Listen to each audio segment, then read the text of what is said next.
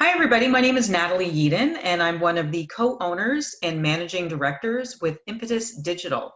Impetus Digital actually has built some of the best-in-class asynchronous and synchronous virtual collaboration tools. And we work with life science companies across the globe to help them virtualize their in-person meetings. There has been no better time than, unfortunately, since COVID-19, where people have had to try to do this to continue their businesses, to do work, to gather insights, and to work with their collaborators. We've been helping companies with virtualizing their advisory boards, working groups, steering committees, doing medical education, and even things like brand plan, rollout, sales, and MSL training. But more importantly than that, at Impetus Digital, we really believe that everything starts with a conversation. And this is precisely the reason that we've started this podcast channel, is that we can establish these big, hairy, audacious discussions and dialogues around concepts that are disruptive and they're intriguing and interesting and that are going to move the needle forward so that we can all collectively positively disrupt the healthcare system that we all find ourselves in. So I'm so pleased to have these esteemed 5 panelists around the table today, and I'm going to introduce each of them. First of all, Dr. Daniel Fagbuyi. He's actually one of our distinguished ER physicians. He's a biodefense expert. He's also the chief medical officer, war veteran, assistant professor, and a media expert. He provides strategic leadership in public health literacy, biodefense, disaster preparedness, emergency management, and business continuity of operations both nationally and internationally. And we also he's actually one of the first and youngest African Americans appointed to the National Biodefense Science Board to provide expert advice and guidance on complex issues of preventing and preparing for and responding to adverse health effects of public health emergencies. He's also the CEO of a company called Erudition. So very, very excited to have you here with us, Dr. Fagbuyi. Thank you. We've also just had Dr. Geoffrey Mount Varner join us. Thank you so much. I'm glad you were able to get in. And he's a decisions expert. He's a multi-best-selling author, an international speaker, executive, and board-certified ER doctor. He holds degrees and medical training from several top-rated schools in the US, including Harvard and Johns Hopkins universities. He was on the front lines of Hurricane Katrina in 2005, and he served as the chief and chair of a large urban ER during the H1N1 pandemic in 2009. He led the emergency response for the Ebola crisis in 2014, and he currently works on the front lines of the COVID-19 pandemic. So welcome, Jeff. So happy to have you. Moving on to our next esteemed panelist is Dr. Brian Block. Dr. Brian Block is an interventional pain physician. He's board certified in both anesthesiology, and I know I mispronounced that, my lips are sticking today, and interventional pain management. He's always striving to provide the highest quality of care for his patients as part of the Maryland Pain Specialist team. Outside of clinical care, Dr. Block has an active interest in biotechnology and the business of medicine. So he consults in these areas through brianblockconsulting.com, so his own company. And his current areas of focus are managing the ever-changing healthcare environment, quality control, and regulations from CMS, state, and federal governments. So welcome, Brian. Great to have you. Thank you. Nice to be here. We're also happy to have Mindy Klowden with us. She has a bachelor's degree in sociology and a certificate in peace and conflict studies, as well as a master's degree in nonprofit management. She has an extensive experience in nonprofit management and public policy work, and currently she's the director of strategic initiatives with the Colorado Behavioral Healthcare Council. And in this role, she provides leadership to CBHC's work with members in key strategic areas, including payment reform. She conducts research and analysis and develops strategic communications for their group. She also has a special interest in mental health and addiction research in medicine. So welcome, Mindy, great to have you. Hello, and thank you for having a behavioral health voice today. Awesome. And last but not least, we're so pleased to also have Samantha Lippolis on our list of esteemed panelists. She teaches physicians and clinicians in private practice and how to plan, implement, and grow telehealth. And that, again, for all of you joining today is the premise behind our discussion today, is really around what it means to partake and sustain in telehealth. She's been implementing telemedicine for the last 10 years and works with clinicians to grow their practice, deepen their relationships with their patients, and even give them some work-life balance, whatever that means. She also runs a popular blog called Sam and I Innovates, where she answers common questions around telehealth, and she interviews doctors, nurses, and other healthcare innovators who share their firsthand experience and tips of the trade. So welcome, Sam. Great to have you. Thank you so much. Happy to be here. Thank you. So welcome to everybody. This is going to be a panel discussion, and we're basing this around the whole world around telehealth, telemedicine, and lots of questions around what this means to us today. So we would be remiss not to talk about the fact that something pivotal has happened in all of our lives, starting as early as February, March of this year. And that, of course, is the COVID-19 pandemic. Telehealth has been around for numerous years, 10, 11, 12 years. And it has been, unfortunately, since this pandemic, that we have seen a huge inflection point of utilization of telemedicine.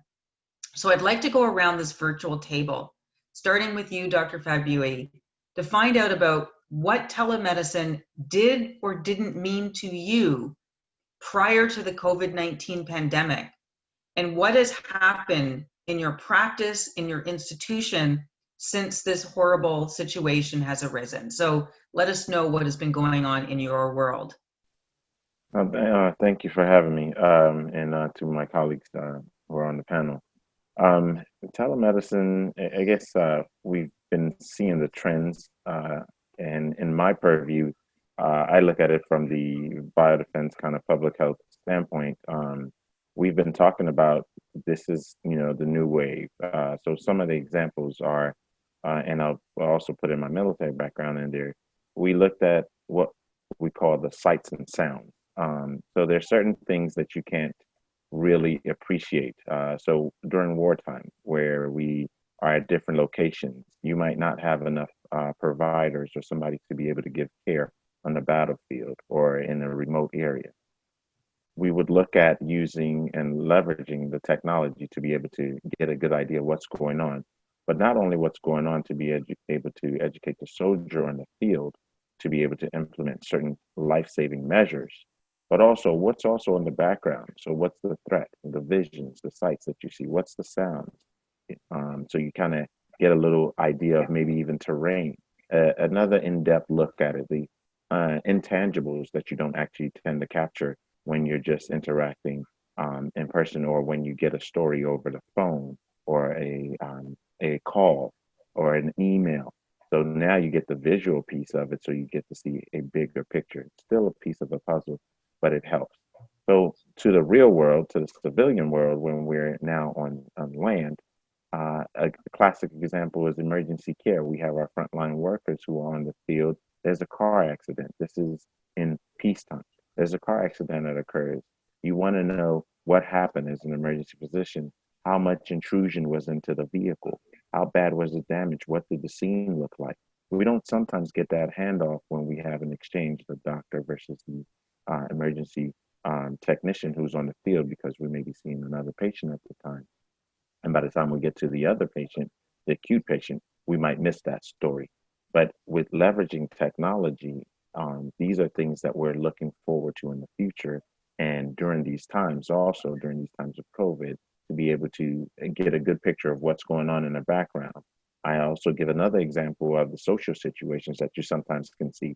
For example, in a pediatric population, let's say a child who was abused, or they went to the family house and there's an interaction. Or maybe it was just a regular well check, a child who had maybe an ear infection, and they actually got to interact with their doctor.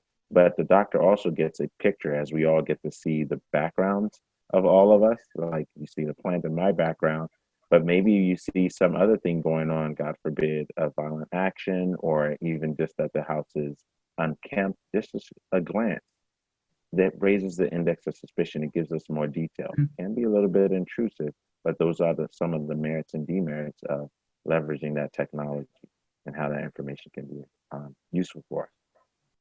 Fantastic. That's really, really good insights. And I like some of those really useful examples of how it can be used really positively.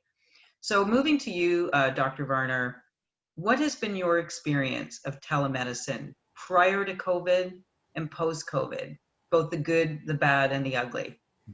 Hey, thank you for having me. Prior to COVID, within the emergency medicine space, the experience mainly was with stroke patients and the neurology patients. And from the practitioner's point of view, that wasn't viewed as very good for me because I felt like, again, I've got my ER hat on. I would much rather have the neurologist there with me than at home. But for those sites where there weren't a neurologist, it was added benefit. Now, during COVID, what I've noticed is that for patients who have technology, it gave them consistent access to their doctor. And a few ERs even had it set up where they could live into somebody, into a provider in the ER. So it gave the privileged access to doctors right away. Now, having led first line responders in the past, for a paramedic or an EMT to have access to it, as Dr. Dan was saying, that would be fantastic. But what I do know, it has innovated and changed medicine in such a way that it has improved access to healthcare, and it has allowed us as providers to change the world. And why do we need to change the world? Because the world needs to be changed, and it's the right thing to do. So telemedicine is here to stay. We just have to figure out a way to make sure that everyone has equitable access to it. For sure. And I think you bring up some really important points, because somebody may debate you on, has it in fact actually increased access, or has it exacerbated the digital divide that we hear so much about? And we'll get into this in a few minutes, really around infrastructure issues and the big rush that we're all going to around 5G and being able to provide basic infrastructure such as internet in the rural communities example. So, and then of course in the underprivileged and the vulnerable populations, are they truly getting access? So it's an interesting point, and I think we're going to come back to that. So moving towards you, Dr. Block, I was just curious about your viewpoints. Is telemedicine going to be a new panacea? Is it the new norm? And what do you think about this, especially in light of what the accelerant that COVID-19 has been in this foray? I think some element of telemedicine is going to be the new normal, but it's not going to cure all of our ills. You touched on the digital divide. I see it every day. My divide is less socioeconomic and more, I have a lot of older patients who have difficulty accessing the technology. So not going to cure all ills, but has been a lifesaver for my practice. Has allowed us to continue seeing patients during pandemic times. With an older panel like we have, they remain at home because they are a high-risk group, even where we are currently case counts are low, but they don't want to go out, and I don't want to bring them out for things that can be handled at home. We get more and less data. Dr. Fagbuyi touched on this. I'm not seeing anything quite as exciting as a car accident or dangerous situations in the back, but most of my patients, video in from some part of their home. So I learn more about that. We get less information from the physical exam, but more information about their home life. Overall, like I said, I think we're going to continue doing telemedicine in some form. I'm, lobbying, talking to my representatives to make sure that our Congress makes the rule changes necessary to continue that. Very interesting. Would like to come back to that, because I think there's some good things about what we're going to need to do around legislation, regulation, et cetera, on that. So Mindy, moving towards you, since you actually do a lot of work around sort of the addiction, mental health space, COVID-19 has just been such a pivotal place, and I'm sure we're going to be doing research on this for years and years to come. In some ways, it could have actually inflicted some PTSD on some people. It's just that the isolation and so many other things that have impacted people, and we've seen some of these even short-term results on addiction and all sorts of other things that are going on. Can you speak a little bit around what COVID-19 has done on this, but more specifically, how telemedicine has been implemented to sort of be a bit of a bridge gap, if you will, with some of the issues that have been coming up? Sure. So before COVID, there were behavioral health providers that were using telemedicine. Predominantly, it was being used for psychiatric shortages and to increase access to care, to psychiatric treatment. But with COVID, many behavioral health providers, all of the community mental health centers that I work with, pivoted very quickly to doing telehealth much more broadly, to offering support groups, to offering therapy, individual and family therapy, offering community-based supports, doing Facebook Live supports to the community on things like how to manage stress during this time. What we found really quickly in doing this pivoting was, what was mentioned earlier around this digital divide, that we really needed to get technology in the hands of patients. We needed to invest the time to make sure that they knew how to use that technology. But the flexibility that was allowed to start doing telephonic services really helped significantly with that. So that, being able to not have to worry about bandwidth, but to provide behavioral health services via the telephone has made it much easier to ensure that access to care. Now, with that said, it's really important that we view telehealth as a tool in the clinical toolbox, because there are populations for which telehealth does not work as well. And it's important to many of our clinicians to be able to see the patient and to be able to interact with them face to face so that they can read their body language and that they can get a more full sense of what the patient is experiencing, which of course you cannot do telephonically. It's also really important that we think about telehealth within this continuum of services, because people with behavioral health conditions may have more acute needs at one point in time than they do initially. And so being able to move clients from telehealth services to face-to-face services, having that direct connection to community-based care can be a really important way of making sure that folks don't end up in more costly services, don't end up in the emergency room or in inpatient hospital or other kinds of institutions like the criminal justice system. Yeah, fantastic, and so important and so relevant. And like I said, there's probably just going to be years and years of research and some of the work that teams like people like yourself and other teams in this space are doing on that. And so, Sam, I'd love to kind of tap into what you're doing in the world that you live in around education in everything, and with all things that relate to change. You have the bell curve of adoption. You have the early users, which is probably the people around this virtual table. And then you have a lot of people in the mushy middle, and then there's going to be late adopters, people who just can't get in or who aren't going to do this. So tell us a little bit about what you do, how you educate, and some of the things that you're running into around adoption. Yeah, I think that's a really good starting point, because I've been doing this for 10 years and served really as a telemedicine director in large health systems, and then came out and said, look, we're missing this gap for docs in private practice or advanced practice, nurse practitioners, physician assistants who are really solo practitioners, and this kind of knowledge tends to be inside of big health systems or potentially in tech companies. So for me, it was really important to see what could that look like. And I think what I've seen is actually similar. You have early adopters, people are like, yes, I'm into doing something different. Let's give it a whirl. And then you have these really, I think what COVID did is it caused a lot of practitioners to be voluntold to do something.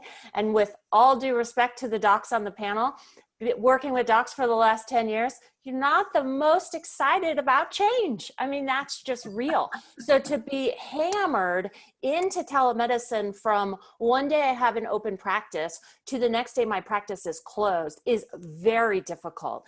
And what I've seen through the years is clinicians, whether you're a physician or a nurse, you go in because you want to be connected to people. And so one client I've been working with is, they're actually a nurse home visit program, and they obviously couldn't go in people's homes anymore. They serve first-time low-income moms, and because the nurses weren't comfortable on camera, they all started using the phone. What started happening is patients started, or clients started dropping out. Nurses wanted to resign. They weren't feeling that connection anymore. And so I was brought in, and we're calling it camera confidence, but some of it's just basic tech stuff. How do I use this tech? How do I actually get, for example, we've done full assessments. Oh, you do a house assessment? Okay, let's figure out how we do that on a cell phone. How do we coach a client on where to put the phone so that when the toddler is grabbing at it, you know, they can still do these things. So I think the amount, what I've always seen in these last, now it's actually 11 years, is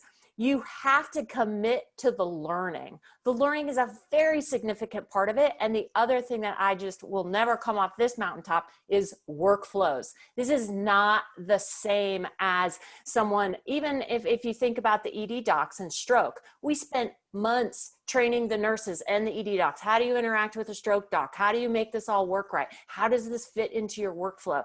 These things are essential because there is this perception of, oh, well, now you do Zoom happy hours. Yeah, just hop on and do a patient visit. You'll be good to go. Don't you Skype with your grandkids? You'll be fine.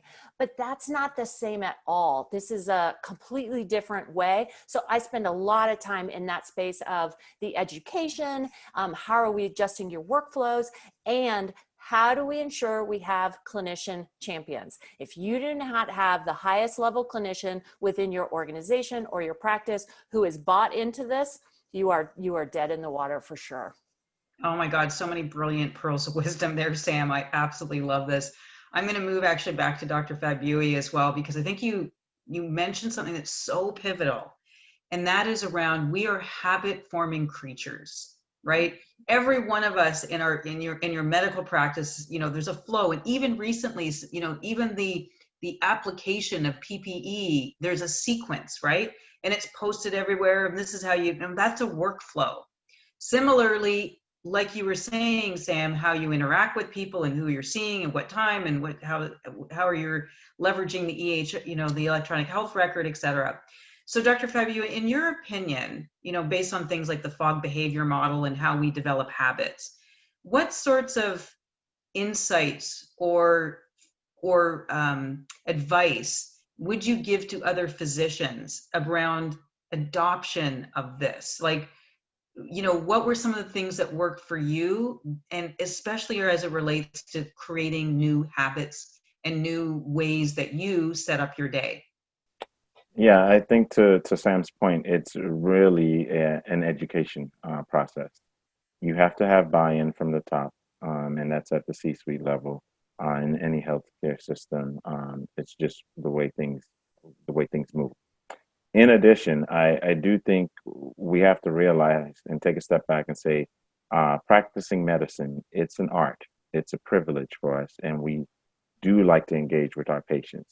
There, again, the intangibles that you just can't pick up just by looking at them on a screen, and the technology doesn't give us that 3D view of everything, and then that tactile sense, some innate things that you learn as a physician or as a person who cares about people, doctor, nurse, allied healthcare providers. There's that sixth sense that it's an intangible, it's immeasurable. You just have that gut feeling. I noticed that body language. I noticed that eye.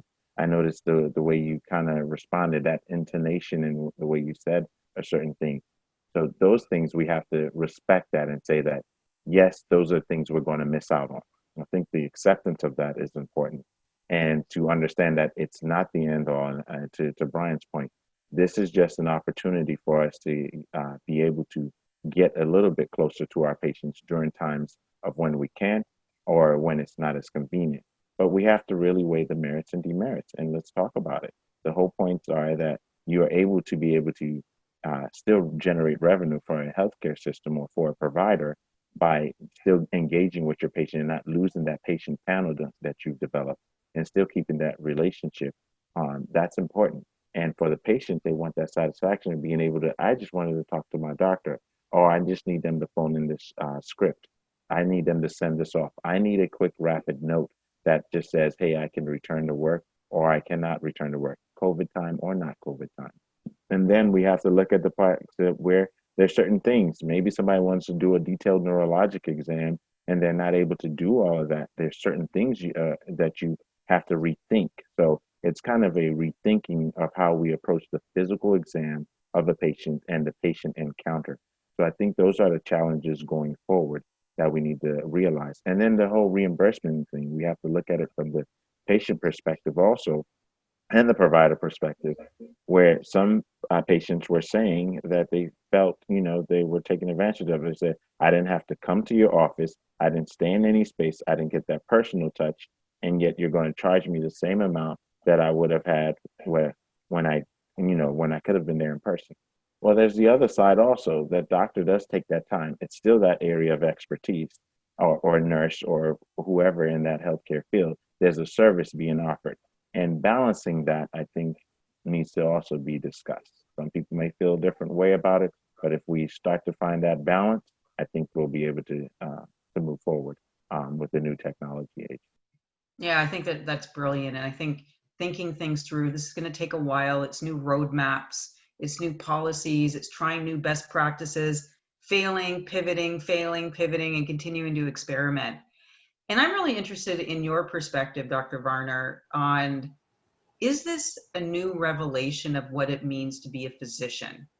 There's been a historical view about what that means. There's a component of empathy, of patient management, of touching and feeling and being with the patient. And we actually all know about books written by the Eric Topels of the world, who are all about digitization and the robotics of the world. And this is really just the start. It's the tip of the iceberg of what's to come in the future. Are physicians going to change? Are they going to become one day potentially glorified data scientists, where suddenly their role is going to becoming more of an analysis of data outcomes that are going to be entered through passive sensors and facial recognition software and other sort of wearables and smartwatches, and then you're just there to analyze? Tell us a little bit about your thoughts as it relates to the evolution of the physician definition. Thank you for that question. And I think all that you said will eventually happen. It's just that none of us will be alive by the time that happens. Having said that, I think context is everything. It just depends, for instance, what type of physician you are. For instance, having gone through 25 flu seasons as an ER doctor, I can tell you that about 60% of those patients, I could have had a video call, and they did not even need to come in. But then that brings us back to the digital divide issue. There are many patients who don't have access to the resources to have an online live video chat. I think that the physical exam, I'm gonna pivot, I think that the physical exam is important, but to put context on it, history tells me a lot too. I think that when I walk into a patient's room live and he or she is sitting up eating chips, that sends me a different message than when they get on the video and they are purposely, well, not purposely, there's a tendency for patients to want to appear sick. So it just depends on the context.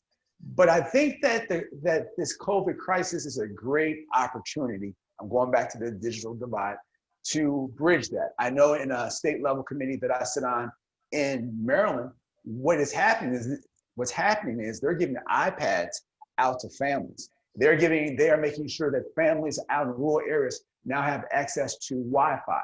So I believe that during this period, whatever it is that we need, we cannot let a good crisis go to waste. So whatever we need to maximize it as relates to the physician-patient care, relationship we should maximize during this period of time. Absolutely. So absolutely important for sure. Dr. Block, especially interested in some of the work and probably people that you've been speaking with in your consulting business, and wanting to get a bit of an understanding about what's working for people and what's not. What is the big white elephant in the room that nobody's kind of talking about here? Well, I'll just tell you, my dog is lower down and also asking for attention. On the consulting side, I've talked to some folks about doing research. I haven't seen, and we have an appointment coming up next week, I think, with a group to talk about how to automate our forms. I'm not sure I'll be able to answer your question, but I'll pivot a little bit. One of our problems has been getting the information into our EMR. Previously, patients would come in and hand us their information, whether it was forms they filled out, or we could look online and find their radiology reports, or we would gather that information from an in-person visit. Obviously, most of the in-person visit we can do, but we do a lot of psychometric testing in a chronic pain field. It helps us select patients for who's appropriate for which therapy. And getting those forms in has been a challenge. We can mail them to patients, they don't mail them back. We can email them to patients, they don't always want to scan them and send them in. We're talking to a company about having a whole online form. But if you're a practice like ours, where you use things like an SF-36 or an Oswestry disability, these are multi-question forms that patients pretty much fill out pretty well on their own on paper, but aren't going to spend, an hour on a smartphone clicking through, an online form. So that's, one area that I definitely see some room for, the various EMR vendors to dramatically improve the products we have. All of us physicians, we have a love and hate, and probably more hate than love, relationship with our EMR. If patients were able to fill out the data that we're putting in the EMR, they filled it out at home, I think physician satisfaction with EMRs and telehealth would skyrocket, because then you could be a doctor again, even if it's a virtual doctor. You'd spend much less of your time entering data, which is a huge dissatisfier. More so in fields where you enter a lot of data, like primary care, doctors are dramatically dissatisfied. Patient fields like mine, where I spend a fair amount of my time doing interventional care, I'm still doing what I trained to do, and I don't have to spend quite as much time on the computer. Yeah. I think one thing that's been very apparent to us is that we have to be flexible, and our patients have to be flexible. We have a primary telehealth platform, but we have two secondary methods for patients who can't figure it out. I have talked to patients on the phone, on the landline phone, while I'm looking at them on the video, or on their wife's phone talking through her hearing aids to my patients. So everybody has to be flexible. Right now, 6 months into pandemic, everybody is still very understanding, physician-wise and patient-wise. 2 years from now, I'm not sure whether people will be quite so willing to put up with hassles. Yeah, really good points. Sorry, go ahead. Was there anything else? Yeah, the only other thing I have is, in my world, my digital divide is both socioeconomic and age-related. If you take care of older folks, they have so much trouble with technology. Previous iterations, I think, the grandson might have come over and helped grandma with the iPad, but now the grandson's not allowed in the house. So in my world, digital divide is both, income. Can you afford the devices? Can you afford Wi-Fi? A little bit urban rural. I have some patients who I see them in their car because they had to drive to the high school to get better Wi-Fi access. Because in Maryland, the high schools have been made Wi-Fi hotspots, which is wonderful. Luckily, my patients can drive their car, their truck to go there. But also age-related. Some of my 80-year-old patients not going to come in. But those are patients now. At least we're fortunate enough to be able to bring some patients in. And I have managed the inability to get a physical exam. Some patients, well, I saw you on Tuesday on the phone, and you're going to come in next time so we can actually do an in-person exam. Yeah, so many important points there. And I'm going to bring this actually from Mindy's perspective, because we've actually just spoke there for a few minutes around issues around interoperability and the ability for people to transfer information between patient and physician to patient. And somewhere in there, there's other people, there's pharmacists, and there's e-scripts, and there's other people who aren't using that. And then there's, you know, there's all kinds of other things in between, allied healthcare providers, et cetera. So how do we manage that communication channel while at the same time dealing with these various populations that either do or don't have access to you know, this very seamless system? So, I mean, this is very important, especially as it relates to, you know, this whole addiction, mental health space, which is gigantic, and there's been so much impact of this on people since COVID. So any thoughts that you have on and what you've seen and how people have maybe tried to supersede some of these issues? Well, I think many of the things that you're asking about have to do with like larger, you know, fragmentation within the healthcare delivery system. And those things cannot necessarily be solved by telehealth, right? So I think we need to be thinking about telehealth as, again, you know, kind of how does it augment clinical services, not replace other services. I think that the reference before to, you know, getting numerous forms that need to be signed, you know, in behavioral health, there's additional documentation that needs to be signed due to, I mean, at least in the United States, 42 CFR Part 2. So getting a signed release of information from clients, getting signed, you know, consent to treat. So to the extent to which we can make that verbal or automated, that you can sign it electronically, that's going to significantly, you know, help facilitate the delivery of telehealth services. I also wanted to circle back to the comment that was made earlier about what does this actually cost, you know, both from the patient perspective and from the clinician perspective, because I think one of the mistakes that's being made right now in some policy circles is to think about telehealth as a way of saving money, rather than thinking about it from the perspective of the triple aim. Because if you look at telehealth solely as a means to cut costs, then you're not thinking about provider capacity to make sure that you have both in-person services and telehealth services. And you're not thinking about, you know, how do you ensure the quality of care and how do you ensure a high level of patient experience. So we really need to, in all things related to healthcare policy, you know, be thinking about how do we put the patient in the center, how do we think about the triple aim, and how do we see telehealth as an important component of that, but not something that's going to be a panacea. Cost is such an important issue here, but here's the other piece of this, as I guess as people consider the holistic meaning behind telehealth, is now you may no longer be limited by the geographical parameters, that I only see this physician because this is where I live and where they're located. We're potentially in a place where each and every one of you can deliver your services globally. This is now the world that we live in. So what does that world look like? Does that increase the number of physicians? Does it decrease it? Does it increase the opportunity for other nurse practitioners and other healthcare deliverers, if you will, to augment and support your work? So Sam, I'm just kind of curious about your perspective about this whole holistic picture as it relates to cost and as it also relates to legislation and compliance and other things associated with billing codes, and what you sort of see around advocacy on what the future should hold as it relates at a governmental level. Yeah, well, so I've done a lot of work actually in Colorado. I helped pass parity laws here by testifying in front of the House and Senate in the state of Colorado, and we did that several years ago.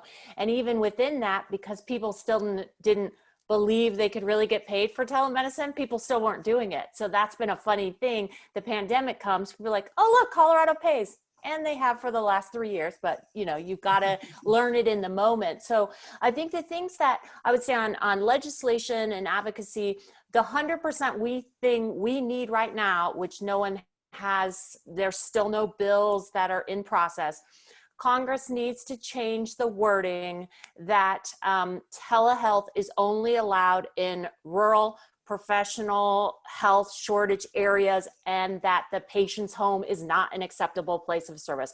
Those are acts of Congress. So only Congress can change that. That's a rule within the Social Security Act. So if they would just cross out that rural part and say home is an acceptable place of service, then Medicare would be able to bill like you are now to see a patient through video from their home. And of course, the CMS law would then flow down to all private payers. So we have about 13 states that do have private insurance are required by law to reimburse for a video visit from a patient's home in any geography.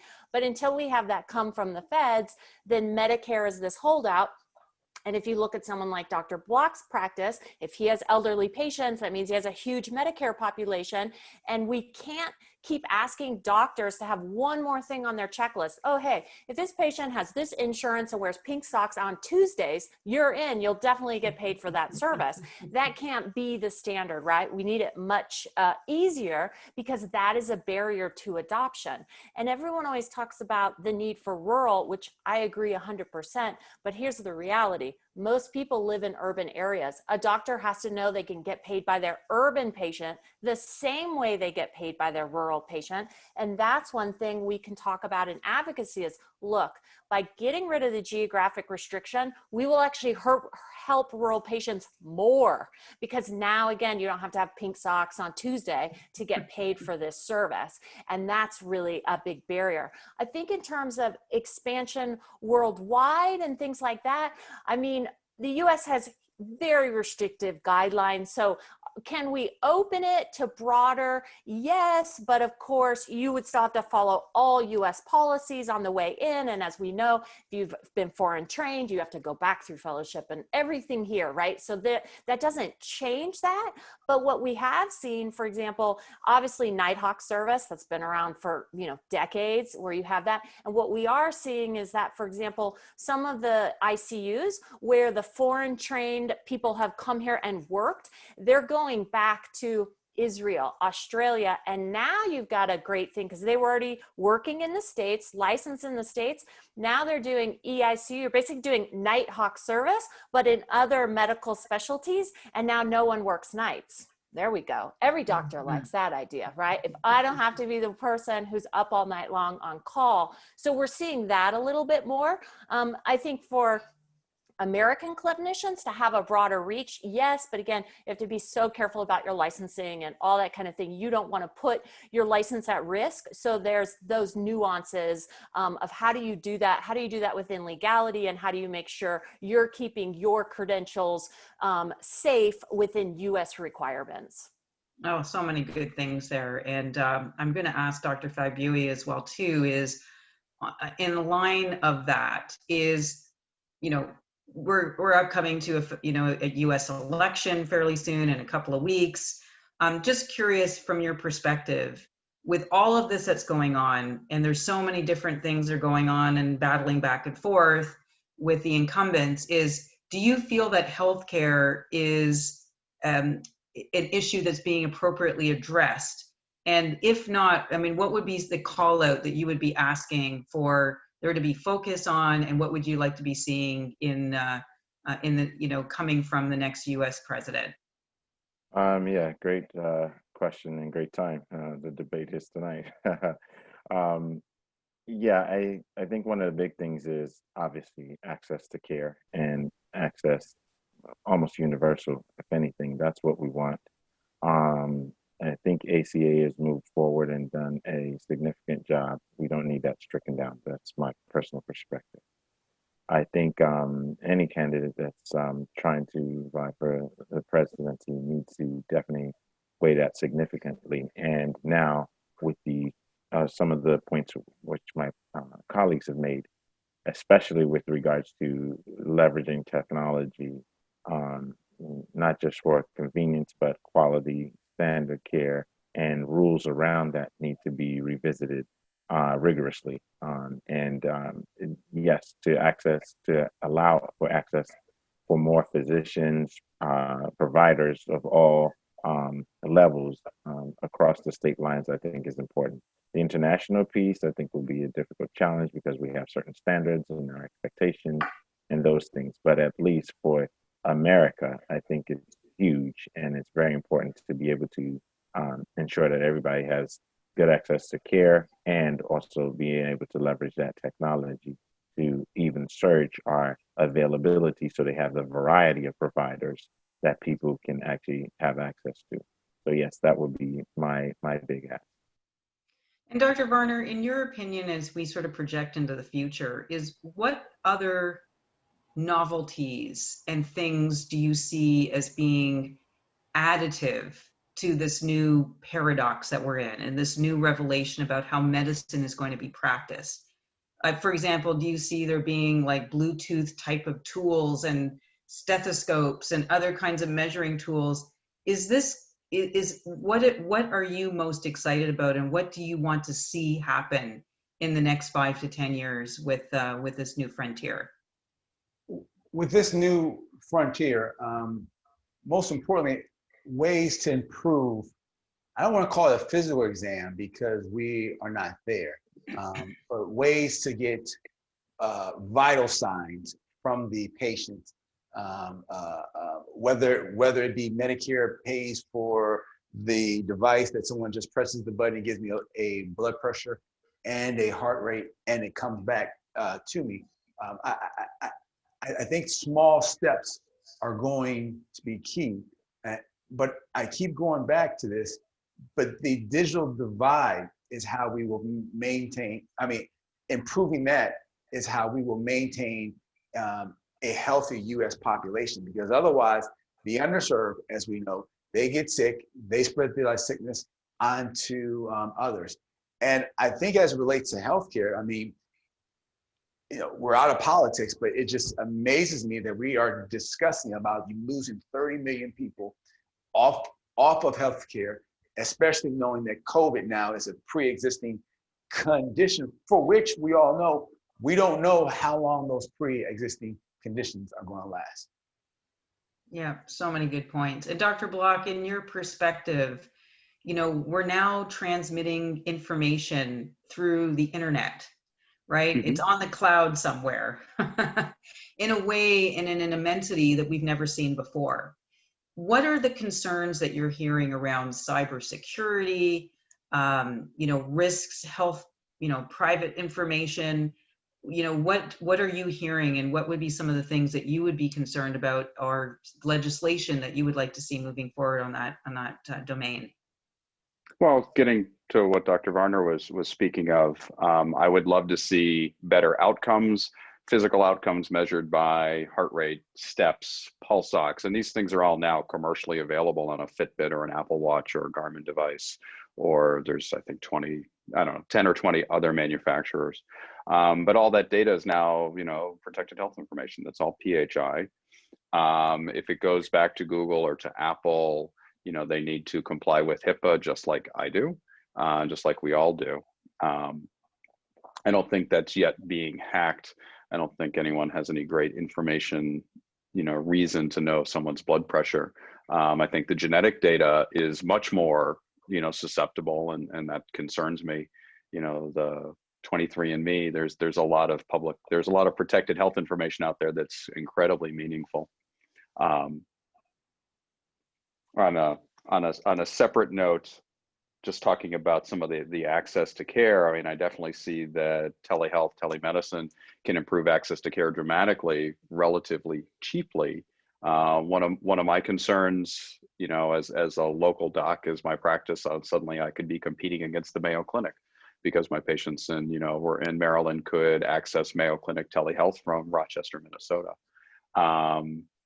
And I do see a role for legislation that if a patient is going to be in a specific geographic area, probably on the state level, they need to be able to see their doctor, even if it's a 2-hour drive versus, traveling all across the country.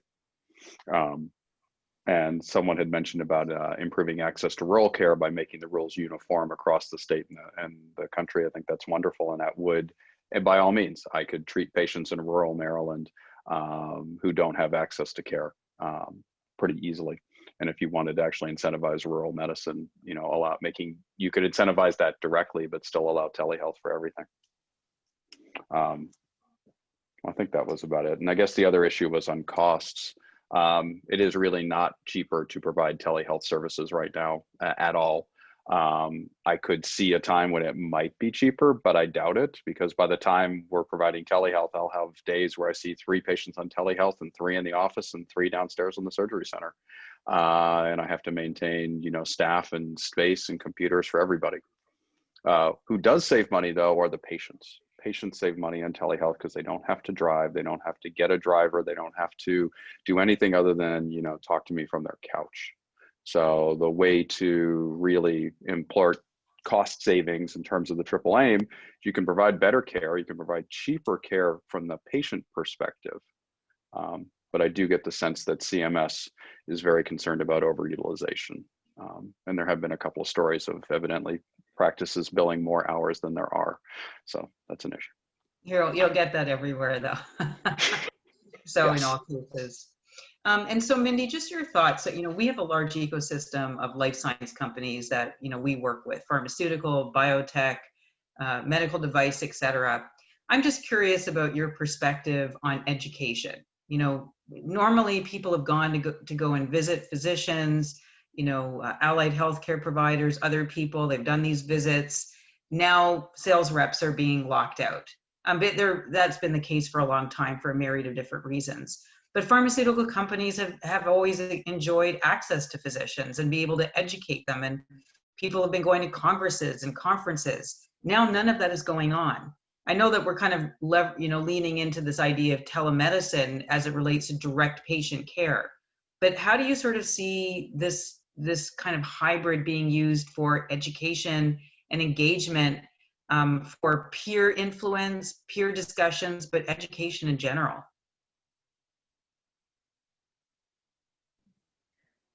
I'm not sure I have a formal position on anything that you just asked about. I mean, I would say that everyone is in a similar boat in terms of so many folks that are working from home and building social connections in new ways. And so it sounds like the folks that you're asking about need to be innovative and need to be, outreaching and networking just the way that all of us are doing, through Zoom and through personal contacts via phone and all of that. But I don't know what else to say on what you just asked. I do want to comment before our time is up on the importance of thinking about, for behavioral health, really thinking about flexible value-based payment models that facilitate both integrated care and specialty behavioral health, enforcement of parity, and significantly increased investment in being able to address the social determinants of health, which have such great impact on all of healthcare, but on behavioral health